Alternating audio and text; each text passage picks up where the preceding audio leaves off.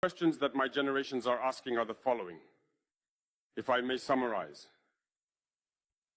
It is not understanding how Africa, with so many riches on our soil, with a generous nature of water, abundant sunshine. Africa is today the poorest continent. Africa is a hungry continent. And how is it that we, as heads of state, travel the world begging? These are questions we are asking ourselves, and for which we have no answers so far. We have the opportunity to forge new relationships, and I hope these relationships can be the best to provide a better future for our peoples.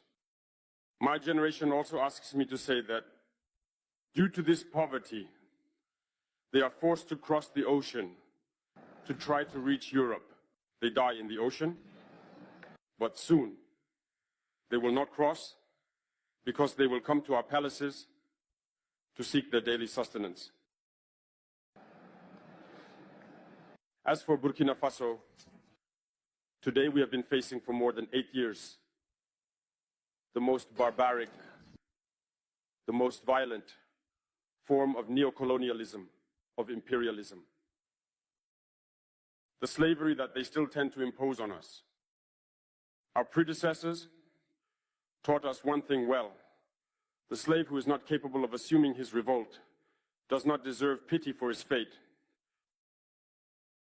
We do not pity ourselves, and we do not ask anyone to pity us. The Burkinabe people have decided to fight against the terrorists in order to revive their development. In this struggle, brave peoples, courageous populations have committed to taking up arms against terrorism.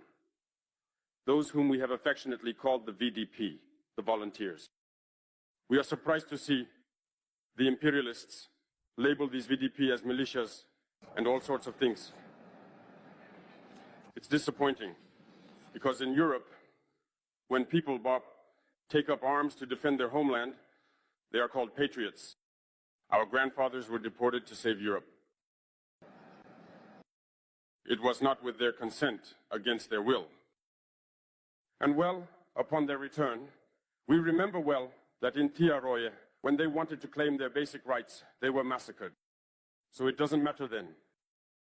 When we, the people, decide to defend ourselves, we are labeled as a militia. But that is not the problem. The problem is seeing African heads of state who bring nothing to these people who are fighting, but who sing the same tune as the imperialists by labeling us as a militia, by calling us people who do not respect human rights. What human rights are we talking about? We are outraged by this, and it is shameful. We, African heads of state, must stop behaving like puppets that dance every time the imperialists pull the strings. Yesterday, President Vladimir Putin announced the sending of grains to Africa. We are very pleased. We thank him for that. But also, it is a message sent to our African heads of state, because at the next forum, we should not come here without having ensured for those who do not know war, the food self-sufficiency of our peoples. We must learn from the experience of those who have already achieved this in Africa, build good relationships here, and foster better relations with the Russian Federation to meet the needs of our populations. I may not be long, the allotted time is very short.